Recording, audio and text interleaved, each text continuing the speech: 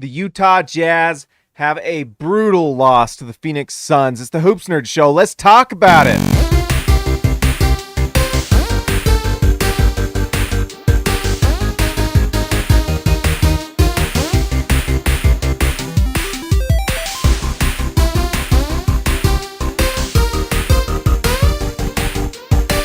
All right, guys, before we get into that, let's give a shout out to our sponsor, Prize Picks. If you go to prizepicks.com, you've never used it before, you use promo code HoopsNerd, they will match up to $100. Put $5 down, it's a $10 prop. It's fun, it's exciting, it gives you something to root for and someone to root against sometimes, although I usually use the overs.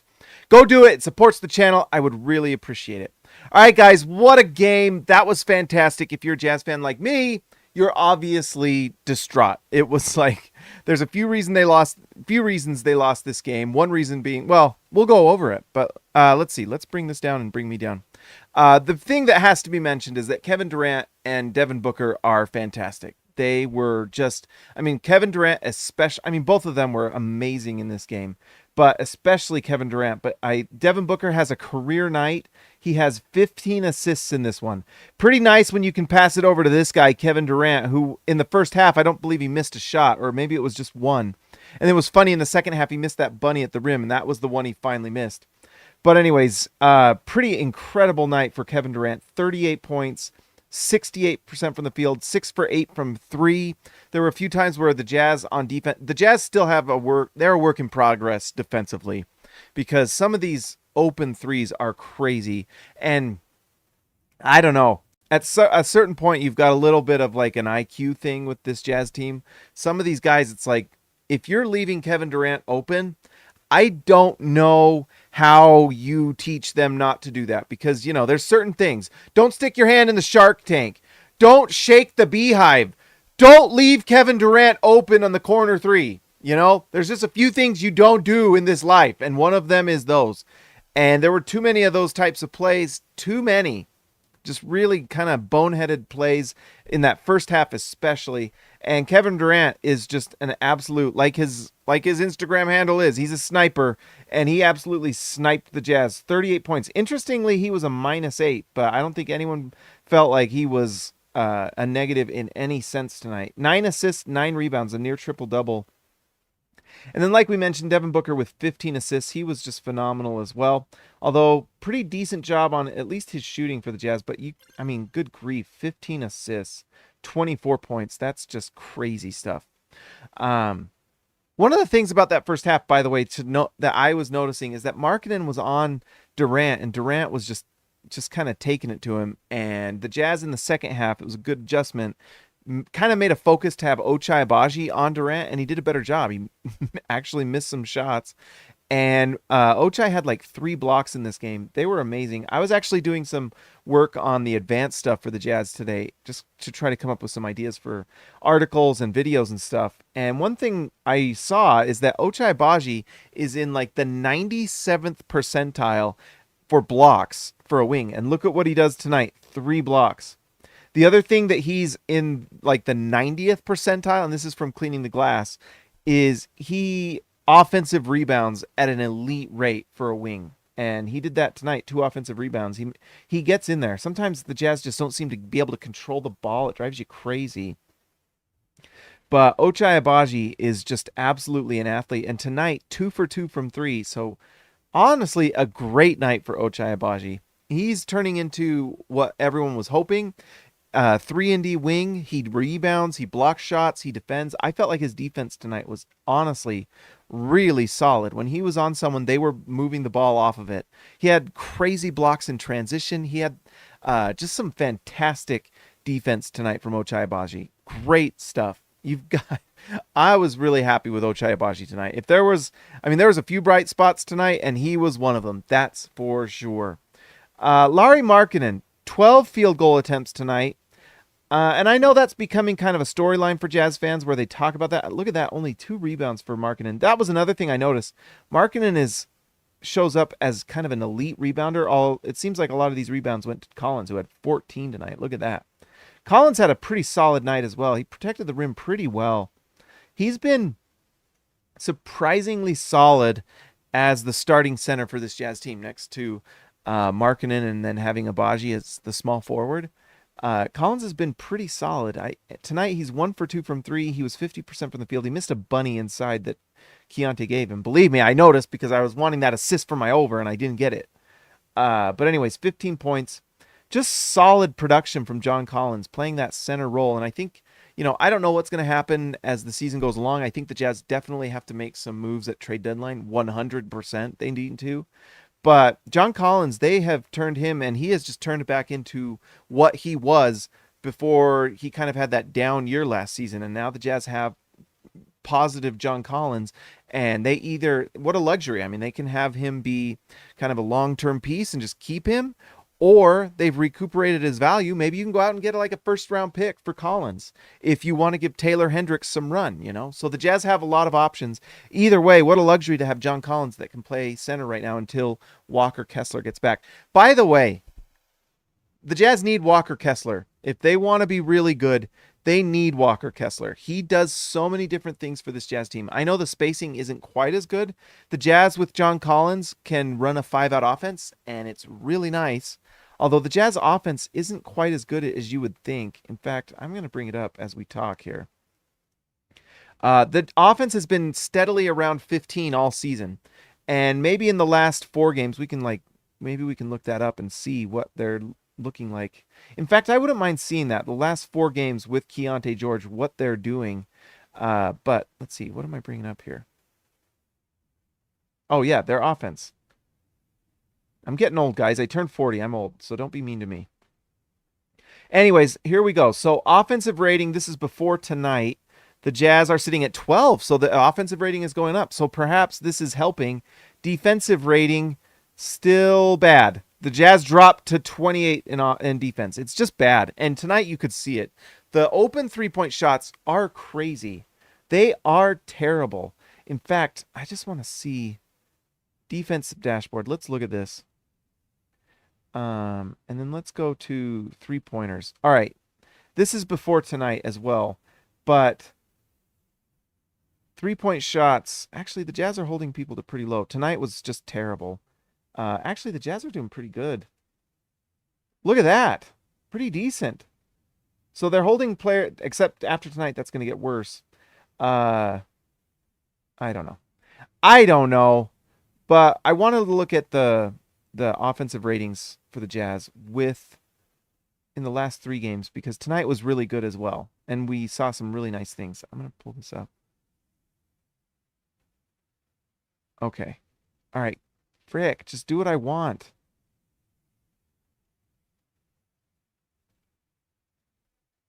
No. Advanced. All right, there we go. And then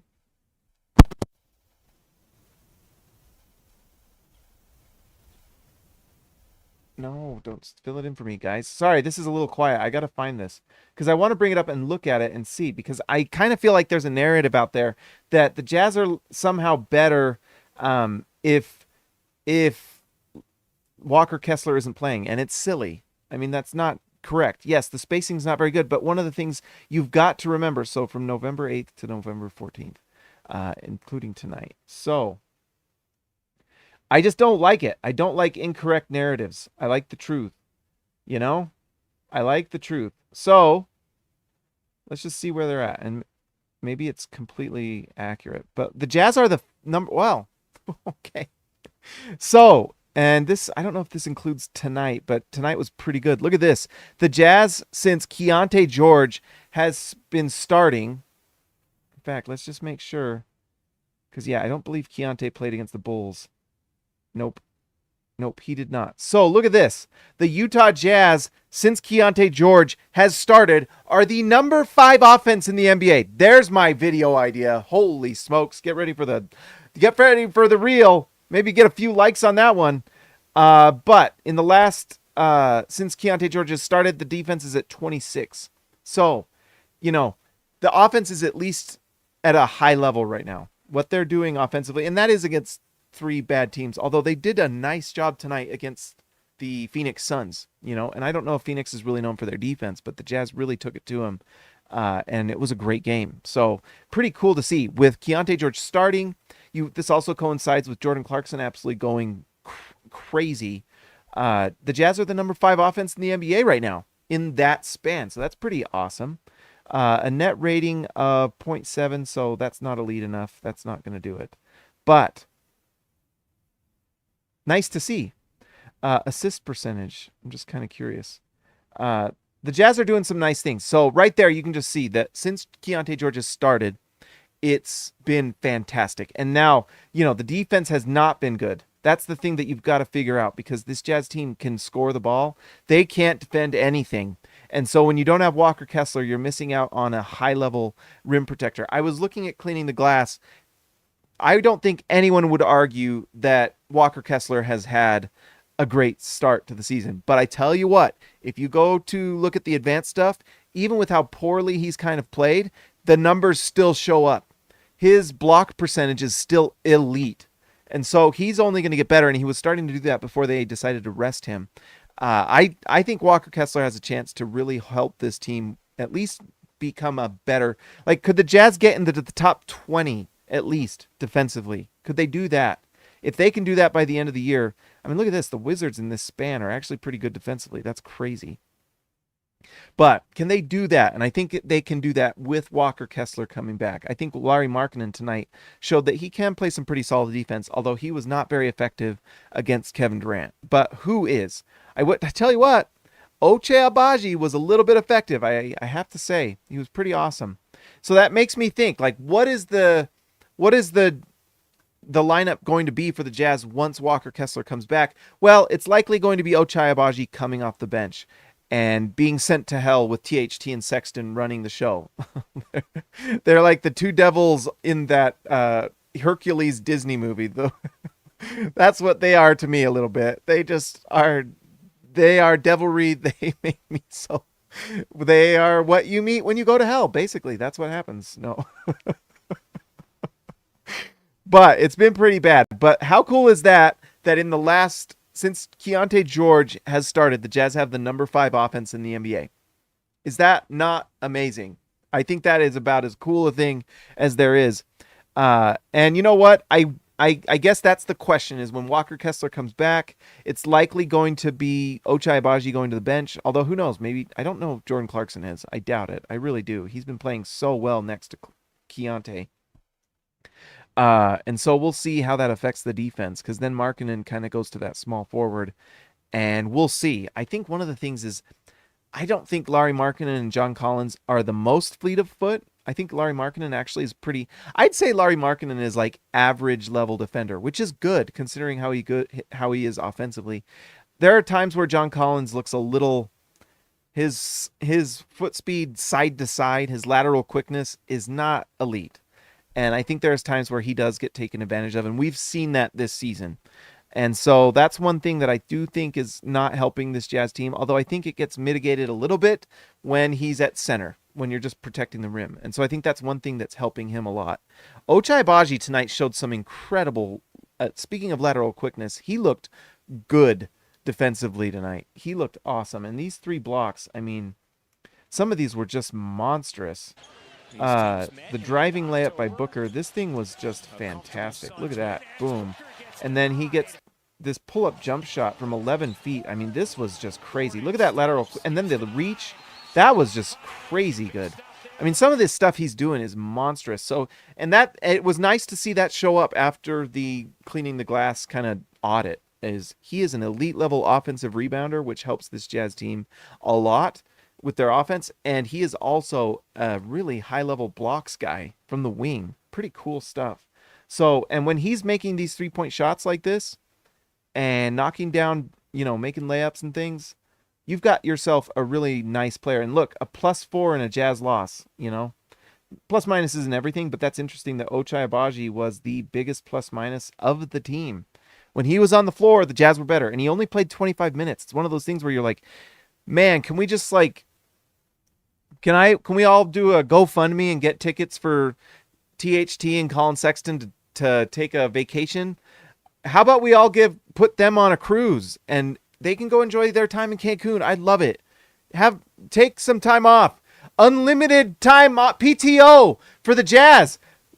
Someone go send a memo to THT and Colin Sexton. I don't know if they check their work emails, but let them know it's PTO. Highly recommended you use it. Go to Cancun. Take a trip to Cancun. You know what? I've always thought a cruise to Alaska would be pretty fun. Maybe THT and Colin Sexton can go do some whale watching in Alaska from a cruise ship. That sounds pretty fun. Does that sound fun to you guys? Sounds fun to me. By the way, oh, my chat was down. Here it is. Oh, sorry. We've got donations.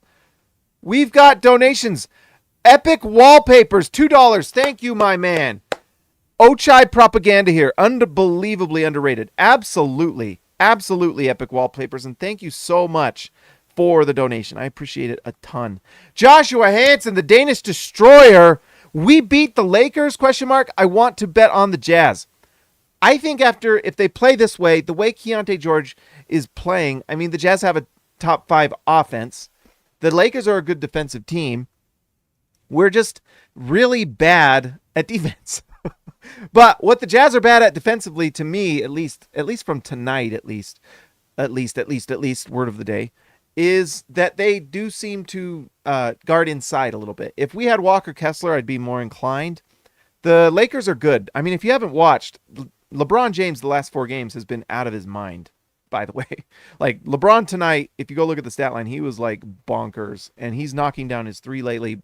LeBron looks like MVP LeBron a little bit, which is crazy with him being as old as he is. It's crazy. So I don't know. That's a tough one. Depends on the line, I guess, because this Jazz team played this Suns team pretty close. So we shall see. But thank you, $10, super generous, Joshua. Thank you so much. I appreciate it a ton. Joshua Hansen, one of the original subscribers of this channel and believers in this channel, to be honest. Let's see. So I think we've mentioned all I want to. I will say a lot of people were talking about field goal attempts for Lauri Markkanen, but Jordan Clarkson was out of his mind. And I think they were trying to take Markkanen out of the game, and that's where Markkanen needs to get better. Although, look at that, 12 free throws. Those 2 missed free throws are brutal. You needed him to be 100%, and that's just tough. And I know that's asking a lot, but 2 missed free throws.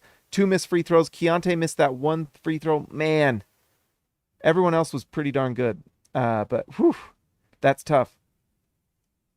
Let's see. But one thing and even the last play, you kind of saw it. And Zach Lowe mentioned this on his pod. I actually wrote about it on SLC Dunk. Just kind of a mention from Zach Lowe, which I do agree with, is that the playmaking is just not quite there with Lauri Markkanen. He is just not averaging. He averages like 1.5 assists per game. And in fact, let's look at this. And I love Lauri Markkanen. He's our best player right now. But he is an off-ball player. And the reason he's an off-ball player is kind of this right here. Is his assists per game. Look at that. 1.3. For a player that is that important, he's kind of Klay Thompson, which is great. Klay Thompson's amazing.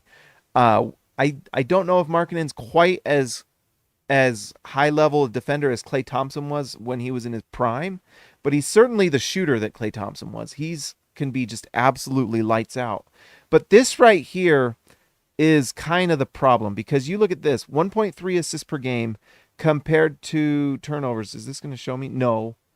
NBA. Well, let's just go look at it. So Lauri Markkanen on Basketball Reference, good old Basketball Reference.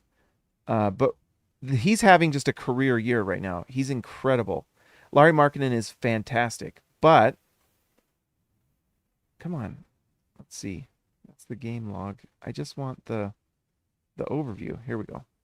Let's just look at the general numbers for the season. So for 23-24, he's averaging 23 points per game, a few points less than, and this is point guard play from the beginning of the year. But it's the assists. It's 1.5 per game, and then you look at the turnovers, 1.5 per game.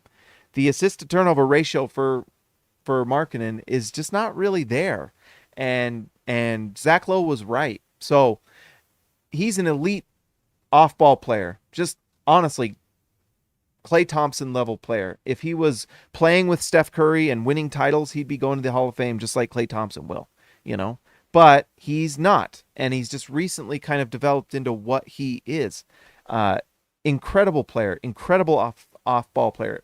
I would say he's an average to slightly above average defender. He's not an elite defender, but he can certainly, like, that block shot tonight on Devin Booker was insane. And he's a good rebounder too. So Lauri Markkanen, elite player, but he's kind of an off-ball player. The reason I don't know if he's going to really take another step is this right here. The playmaking's not there. And you saw it on that last play of the game where they give him the ball, and, you know, the Jazz were probably not going to win this game anyway, even if that play goes well. He was in, like, the free throw line and just kind of loses the ball. You know, there's no outlet because there were 3-point shooters around him, and there may be people saying, like, well, what's the coaching there doing? What's the play call? Well, I'm sure the play call was there to kind of spread the floor and get a shot. And if Markkanen can kind of kick that out to like an open Agbaji at the corner 3, or Keonte or Jordan Clarkson or whoever, John Collins, any one of these guys, then you've got yourself a 3-point shot. And he doesn't really have that ability, and I don't really know if that's something you can really expect. And so at this point, I think what we're kind of seeing, and this was the point that Zach Lowe made, which I think was pretty good, is you're probably kind of seeing what Lauri Markkanen is, and which is a perennial all-star player. Probably not all NBA because of this, and I don't think he's like an elite defender. He is just not quite as quick-footed as some of these elite defenders are, but he's good enough, and he does try hard, and he stays in front of his guy, but it's not like lock him down, you know. And we kind of saw that tonight with Kevin Durant. It just wasn't really quite enough. Key himself, the marquee matchup himself. Let's see, this loss hurt. Also, no bowl for Buffs. Is that the Colorado Buffaloes? Sucks, man. They were a lot of fun. I have to say, I was enjoying the beginning of the year with Deion Sanders. I got to get me some, what are those shades? I'm still a believer in Deion, baby, but it's gotten sad recently, all right? But look at this, 1.3 assists per game. It's actually a negative assist to turnover ratio there, guys. Well, according to here, so maybe this is updated, but according to Basketball Reference, 1.5 to 1.5. On NBA.com, 1.3 to 1.5. So kind of not great. Although, is that career? I don't know. Anyways, I just think that's something to look at. And I think that if the Jazz can keep Lauri Markkanen long term, you have to do that. And, you know, there may be a time where, and, you know, that was the other thing Zach Lowe mentioned. Probably a good idea for everyone here. Tomorrow, if you need something to listen to, go listen to the Zach Lowe pod. I think it starts about 1:20 when he's talking about Keonte George, which is also great. But there is some mention of the Jazz being a team to watch come trade deadline, because there's going to be some interesting decisions this Jazz team is going to have to make. Right now, the Jazz sit at, what are they at? They are sitting, I believe they're 3-8 now. Utah is now 4-8. Oh, okay. Oh, that's right. We were 4-7. So now the Jazz are 4-8. We are going to play the Suns again. Hopefully they get the win. I would like that. But if they lose, they're sitting at 4-9 down here with 3 of the worst teams in the league, you know. And Detroit's terrible. Washington's terrible. So the Jazz have some interesting decisions to make. They're going to be looking at like 6th or 7th pick in the draft. And if it does not look like the Jazz are going to make a run, you've got to make some decisions. I don't think you trade Lauri Markkanen unless you have a feeling that he's not going to stay with Utah. I don't really see that. I know there's some people that are like, you've got to prove to Lauri Markkanen that he wants to stay here.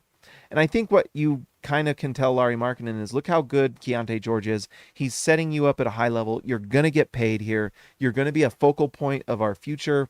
It's a place you know you can be happy. I have heard things where like Lauri Markkanen doesn't want to be going to another team again. That, like, one thing about players like Markkanen, who does have kids, and this is why I would not bet on him leaving, is the human element. My daughter was in, it's funny, like, I remember when Rodney Hood was on the Jazz, my daughter was in his same elementary school class. Shout out to Ricky Hood, who now is like, I mean, my daughter's like 14 now, so Ricky Hood's probably 14. But when Rodney Hood got traded, Ricky Hood came to the class with, Rodney Hood gave Ricky Hood all these basketballs to hand out to all his classmates because they had a good time, and he enjoyed his classmates, and he had good friends there, and that was kind of a bummer. And we saw what happened. I don't know if you guys saw it, but Mike Conley's wife had an Instagram video, like, it was kind of like 3 weeks ago, a month ago or something, where they visited Utah, and she was just crying how much she missed Utah, like how much she loved it here, how many friends they had, how happy their kids were here. Markkanen has kids. He has a wife. He bought a house here. He bought a house. And I doubt he wants to get traded somewhere. And I doubt the Jazz want to trade him. There may be an opportunity here for the Jazz to lose games and keep Markkanen. They likely get their top 10 pick this year. And I think there's some guys in this draft that if the Jazz won the lottery, it would be, there's like some guys that you can be happy about.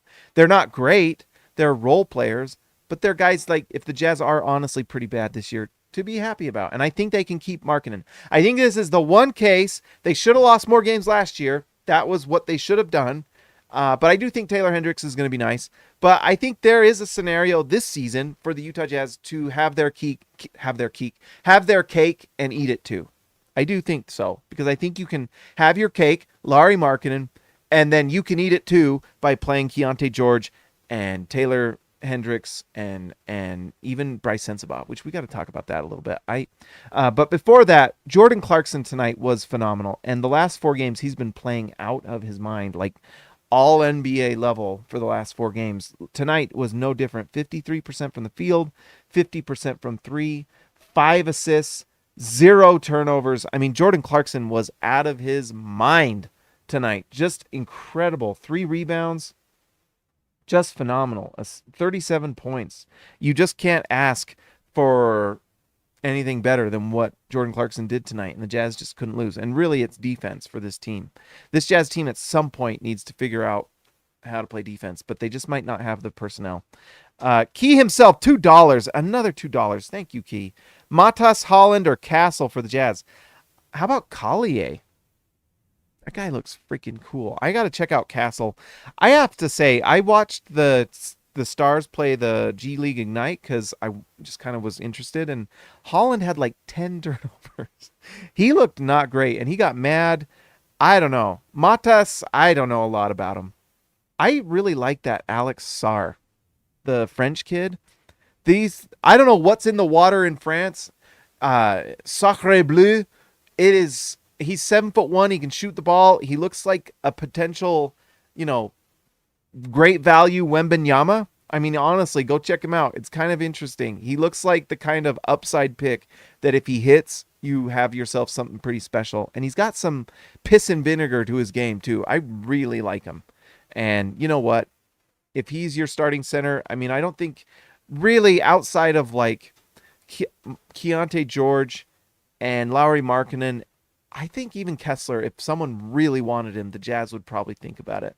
Especially if you have a chance. If you get like Alex Sarr and that's the guy you love and he's on the board, why not? Or have him start behind Kessler as Sarr develops. And who knows? But the Jazz have some interesting options this draft. We'll see. But anyways, got to just give props to Jordan Clarkson. He was phenomenal. Just phenomenal. Keonte George is the point guard of the future for this Jazz team. If there's anything you should be happy about, the Jazz have been searching for this point guard in the draft for a long time. I mean, we all know what happened when they drafted Trey Burke. It did not work out. I'm not going into the discussions about Dante Exum because I thought that was going to be the answer, and it just didn't work out for multiple reasons. Never developed into what we thought he could develop into.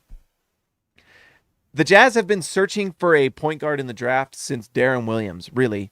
And the only time they really got one was when they traded for Mike Conley, but they had to trade for Mike Conley, and we're still paying for these trades that we did, including the stupid trade that we did to get off of Derek Favors' contract, which should have never been signed in the first place. But anyways, the Jazz finally drafted their point guard again. He is incredible. The absolute unbelievable ability of Keonte George to pass that ball. And then what was really cool is we saw the shooting. Finally, it happened tonight. 15 points, 6 assists for Keonte.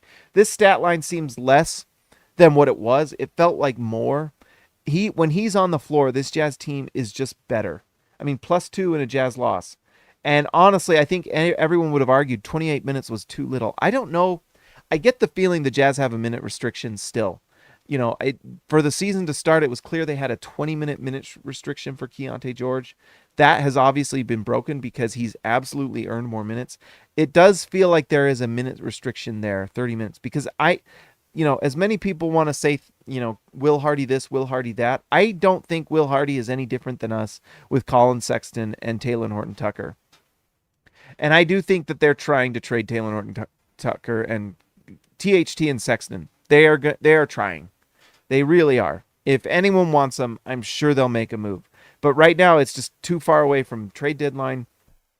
And, just because you want to trade a bad player doesn't mean another team wants your bad player, And not that these guys are bad players. I think they have pluses and minuses, both of them. Sexton drives me. I know a lot of people get tired of THT. Sexton drives me more crazy than THT does.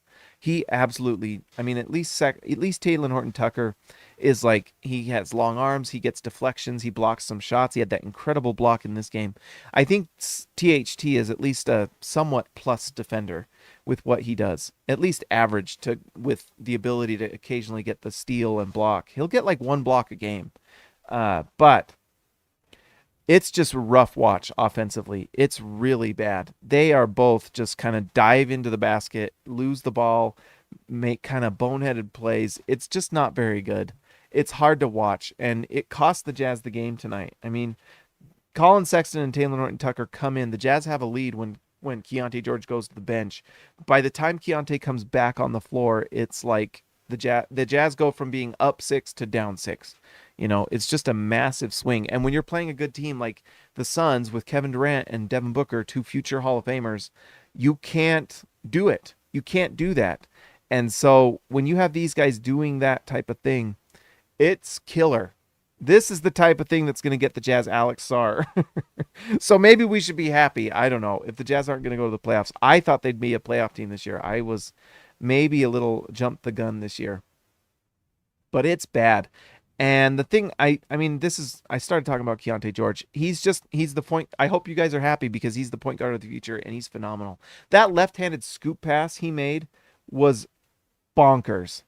Absolutely insane, this pass from Keonte George. It was to Markkanen. This pass right here. Look at this. It's like a submarine throw. Look at that. Just absolutely insane. His ability to make literally every single pass, whether it's the simple pass to the open three-point shooter across the three-point line, whether it's an entry pass that allows the guy getting the ball to make a play, get cutters to the rim, pick and roll, pocket passes. He's tall enough that he sees over the defender. He can make nice lobs. His lobs are perfect. He makes a perfect lob. If the lob is there, he makes it. We saw that with John Collins last game, that insane lob pass to Collins. It's there every time. And that's why I'm excited to see what happens with Walker Kessler coming back, because that's just going to be another big near the basket that Keonte can find. It's going to force him to be a little bit more perimeter oriented, but he is starting to, you can see tonight, that three-point shot might be getting a little bit more comfortable. Once he gets more comfortable, man, look out. Look out.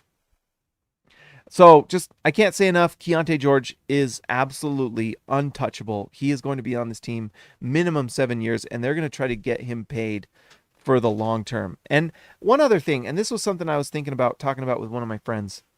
What a luxury to have this point guard now and part of this rebuild. If the Jazz are rebuilding over the next couple of years, which is certainly seeming like what's going to happen, Taylor Hendricks, Keonte George, maybe Bryce Sensabaugh. But let's say Keonte has this year, which he's going to just get better and better, and he already looks kind of like a veteran. It's kind of wild how good he is already. But he's going to develop even more next year. Let's say the Jazz just kind of clear the deck and they decide, like, we want Cooper Flagg. Cooper Flagg is going to be a generational talent. He certainly looks like it. If you don't know who Cooper Flagg is, go look at the highlights. His team is like, I think it's in his final high school games or whatever. They won like 128-18. He's crazy. He's just an absolute monster. Let's say the Jazz are going for Cooper Flagg. How much of a luxury is it if you bring in someone like that? Or Carlos Boozer's kid, Cam Boozer, is going to also be incredible. Let's say you bring Boozer to Utah like they did once upon a time. How much of a luxury is it to have Keonte George set them up for when they come? To have this elite level point guard there that can play with them, and anyone you bring in is already going to be better because Keonte George is on the floor. Fantastic potential for Keonte George, and the fact that you have this point guard and can bring in these guys, and he's so unselfish, like so incredible. I mean, he defers to Jordan Clarkson all the time. He's just like okay with Jordan Clarkson getting the points, you know. He's so unselfish. What an absolute stud. I love the mentality. I love the talent. He's unselfish. He's going to be just absolutely a joy to watch for the next 10 years. And if not longer, hopefully the Jazz can keep him forever, you know. But, man, how cool is it to have Keonte George on your team? Kelly Olynyk had a few boneheaded plays, but he led the team in assists. 7 points, 7 assists. He had 2 really rough. I mean, I don't even think they're showing him. He had 1 turnover here, but this was the 3 in the key, I think. Or maybe this was something else, but I think it was 2. He also took a really bad 3 at one point that was just like, what are you doing, Olynyk? You know, although I guess he's 1 for 2. So what are you going to do? If he makes it, then it's a great shot. But I don't know. He played pretty solid for the Jazz tonight when you look at the numbers. And we mentioned Bryce Sensabaugh. I have to say, is it really that much of a drop off from Bryce Sensabaugh from Colin Sexton and Taylor Horton-Tucker and what they're doing? I know there's some people. I mean, I had someone on Twitter saying they're an Ohio State fan and they watched him and they don't think he's any different. I tell you what, it's pretty bad what we're seeing here. And what we've seen from Bryce Sensabaugh with the Stars so far is the guy can pass the ball. His premier game, he gets 8 assists. He's getting like 5 to 8 assists per game with the Stars, something like that. I just don't think it can get much worse offensively than what these two are bringing. It's really rough. This duo is so rough. And if you're on the floor with these two, it's got to be not very much fun. It's got to be brutal. And so at this point, if you're the Jazz, you're looking for options, and I do think it's time to start thinking about Bryce Sensabaugh, or at least Chris Dunn. But man, yeah, I don't know. It's pretty rough, guys. Dang it, I got the gun. I didn't want to. I'm sorry. Anyways, guys, I think that is pretty much it.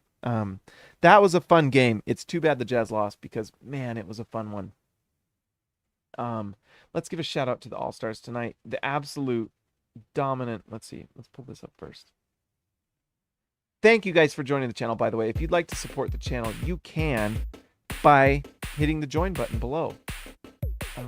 Go look for it. I think there's one of the tabs. You can just go through the tabs on the main page and you can find it. Also, if you're new here and you're a Jazz fan and you're not subscribed, what are you doing? Subscribe to the show. And by the way, if you're listening on the podcast, if you're on Apple Podcasts or Spotify, please go leave a review and 5 stars. I would appreciate it. This is the best podcast Jazz show out there. Leave a review and let people know. And tell your friends too. All right, let's give a shout out. Shout out to, let's see. Let's give a shout out to Ryan Perry, the legend. Isikli Raisibe, the man from down under. Yes, Jake C. Can. Christian House, Money to Haas. See ya, Lexalator. Built Ford Tough. Alexander Tufts. Jorge Arrizaga, mi amigo de abajo. Jordan the Goat Best Roll. TGD, Total Game Domination. Tyson Price, The Price is Right. Austin R. Grant, Editor Extraordinaire. DWDCB, Darren Williams. DeCarlos Boozer. Patrick Kukubo, The Connoisseur. And Robert Hall of Fame. Guys, thank you so much for being a part of the channel. Like and subscribe to the channel. Go to Prize Picks, sign up. Go have some fun with it. It's fun. It's worth a shot. The wins are really fun. They've been a little few and far between for me lately. But if they just give Keonte George the ball, I'd hit every single time. All right, guys. I will talk to you next time.